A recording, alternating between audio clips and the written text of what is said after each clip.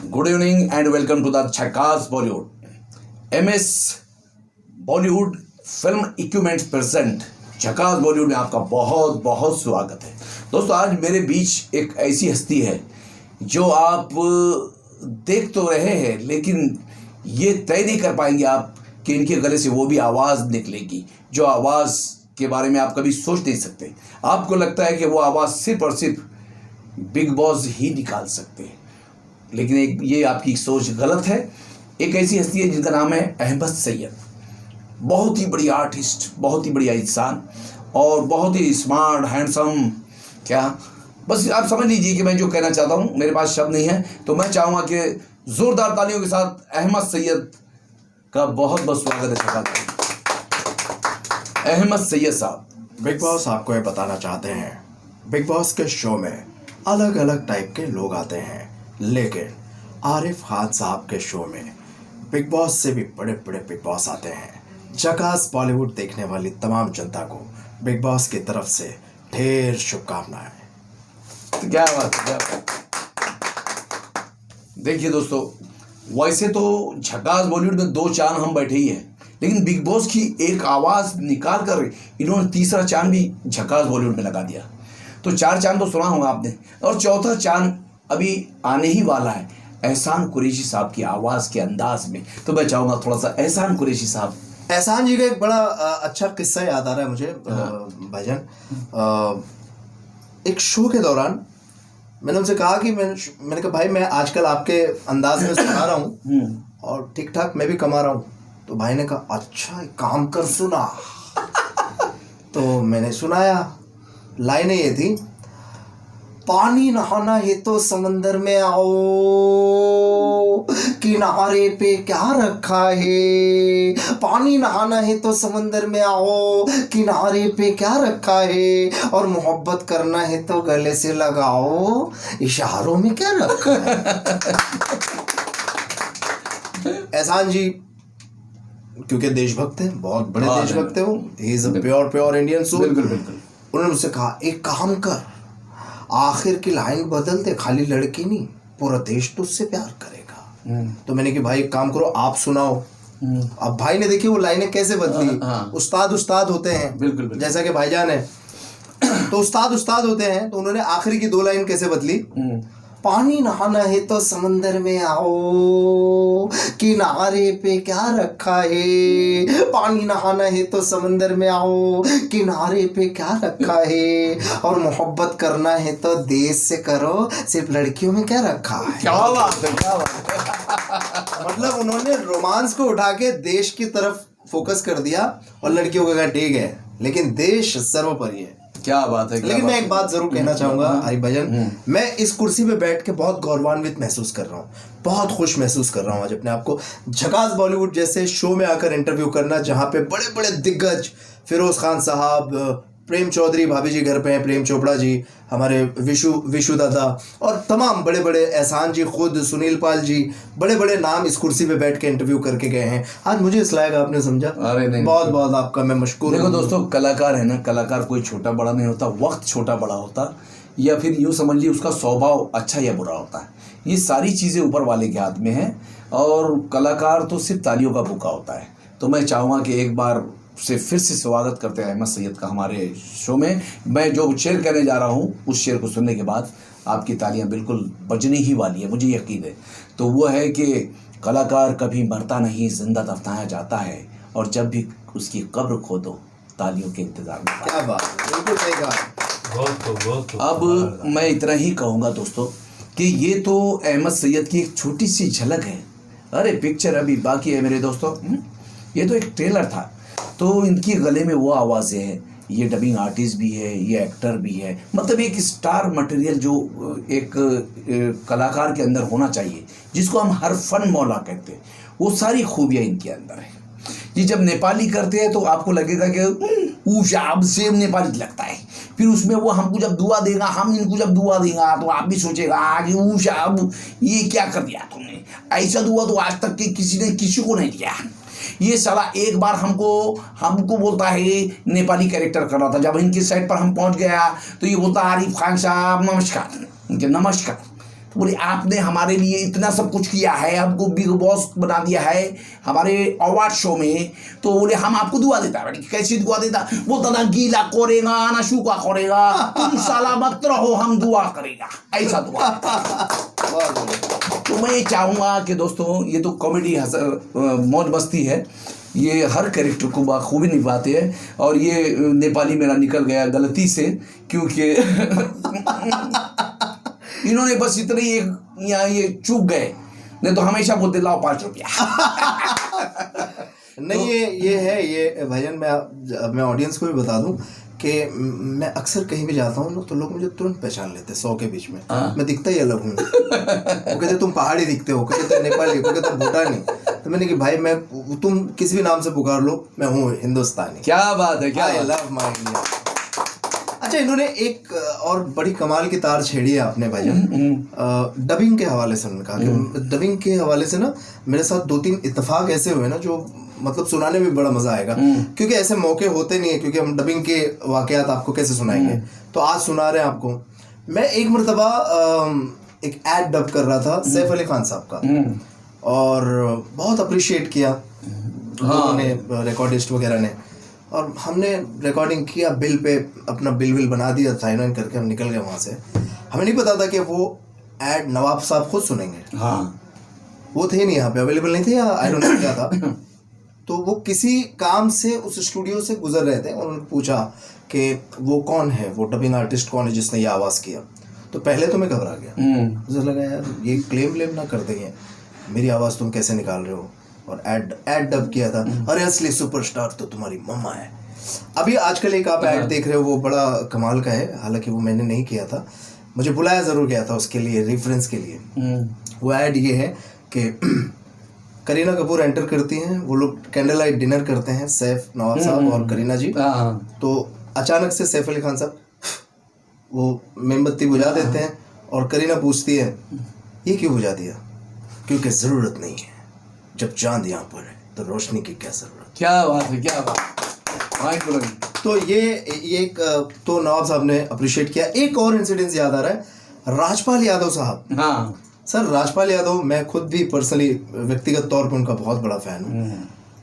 सुनील पाल साहब कहीं पे शूटिंग कर रहे थे, और वो शूटिंग के बाद ऐसा हुआ कि उन्होंने कहीं पे मंच पे, मेरे कुछ वीडियोस वायरल चल रहे हैं और चलते रहते हैं कुछ वीडियोस, तो एक वीडियो है जिसमें मैंने राजपाल जी की बाकायदा स्टेज पे खड़े होकर मिमिक्री की थी।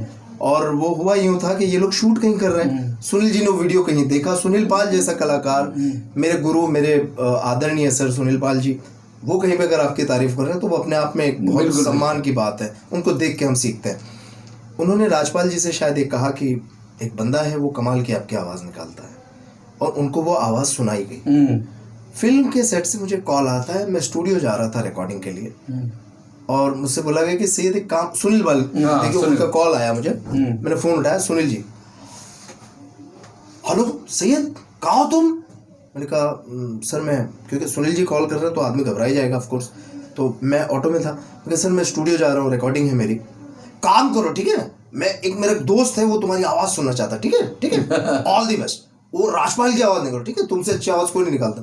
तो मैं घबरा गया, मैंने कहा यार सुनील सर को क्या होगा शूटिंग के दौरान। तो ऐसा हुआ था कि वो बाजू में बैठे, उन्होंने स्पीकर ऑन किया और मैं यहाँ से शुरू हो गया, अरे भैया कमाल कर दिया आपने, इतनी गंदी शक्ल बनाकर हमको इतना कमाल कर दिया, हमको भी मुंबई बुला लो, अपनी शरण में बिठा लो साहब। हम ये शुरू हो गए, अचानक से सामने से जोर से लाफ्टर। अरे सैयद तुमने कमाल कर दिया, वाह वाह वाह, मैं राजपाल बोल रहा हूँ। क्या बात है। मतलब वो एक अचीवमेंट जैसे था मेरे लिए। एक बार ये वाकया हुआ, हमारे शहजी सिंधे साहब, वो अपने आप में एक इंस्टीट्यूट है, बस उनको देखते रहो आप वैसे ही बहुत कुछ सीखोगे। हाँ बिल्कुल बिल्कुल, मैं बहुत कुछ सीखता हूँ उनसे, as an actor, as an जो भी, वो आजकल साउथ में बड़े बिजी हैं। मैं डबिंग करके नीचे उतर रहा था एक स्टूडियो से, शहजी सर ऊपर चढ़ रहे थे। हाँ, और होता यूँ था कि मैं नीचे आया, अचानक मैं डरा नहीं, मैं कहा हेलो सर, मैं सैयद, मैंने भी आपकी डबिंग करके आया। कैसा गया बता। तो मैं शुरू हो गया, हर हमें मैं गारंटी के साथ दिया है, गारंटी के साथ लेगा, बोला तेरे को पहले से, ब्याज के साथ पैसा लिया है, ब्याज के साथ देने का। क्या कॉन्फिडेंस, मेरा कॉन्फिडेंस हिला हुआ था लेकिन उन्होंने अप्रिशिएट इतना किया कि मेरा कॉन्फिडेंस लेवल बढ़ गया। अच्छा गया तो मजा आया, ऑल द बेस्ट। मैं चला गया। तो ऐसे बहुत सारे अचीवमेंट, सनी बाजी के साथ भी ऐसा हुआ हाँ। था। एक मंच पे सनी देओल साहब ने भी उस वक्त उन्होंने 250 करोड़ रुपए का किसी रेडियो के ऊपर मानहानि ठोका हुआ था। हाँ हाँ। और वहां से मैं मंच के ऊपर आवाजें निकाल रहा हूँ, अचानक सनी देओल की आवाज निकलती है, ये 2.5 किलो का हाथ जब उठता है तो उठता नहीं। सामने से ओरिजिनल सनी देओल आ रहे। मैंने माइक पे हाथ रख के एंकर से पूछा, मैंने कि भाई बताया नहीं तूने सनी जी आ रहे हैं? डर के मारे। फिर उन्होंने कहा कि भाई मुझे भी नहीं पता था, ये सरप्राइज है। मैं आ गया मंच के ऊपर, डर रहा हूँ। मैंने कि वो 250 करोड़ रुपए रेडियो पे ठोका था। मुझ पे हालत उस वक्त ऐसे थे कि 250 रुपये भी ठोक देते तो मैं देने की ताकत में नहीं था। तो उन्होंने मेरे पास आया और आप यकीन कीजिए मंच के ऊपर भाईजान, मंच के ऊपर सनी देओल जैसे सुपरस्टार आते हैं और पीठ थपथपा के कहते हैं, बहुत अच्छी आवाज़ निकाली तुमने मेरी। ओह क्या बात है। मतलब ये अचीवमेंट है मेरे लिए, मैं बहुत अभी भी शुक्रगुजार हूँ मैं। अच्छा ये तो हो गई चलो स्टारों की वॉइस जी।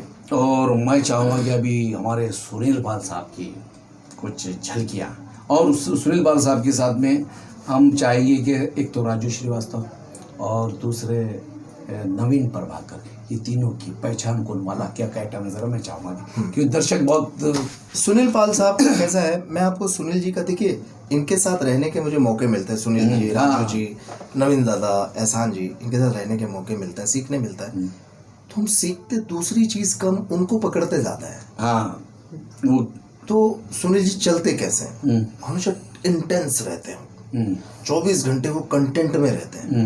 यानी आप सोचिए एक फौजी जैसे फौज बॉर्डर के ऊपर देश की रक्षा करने में जुड़ा रहता है, वैसे ये सुनील पाल साहब अपने देश को किस तरह हंसाऊं, नए नए टोटके सोचते रहते हैं। बिल्कुल बिल्कुल। नए नए कंटेंट लिखते हो, हमेशा आपको सर कैसे ऑल द बेस्ट, ठीक है ऑल द बेस्ट, एक शब्द 3 बार बोलता है। जब तक वो तीसरी बार वो शब्द मुंह से ना निकले, समझ लेना बात कंप्लीट नहीं हुई।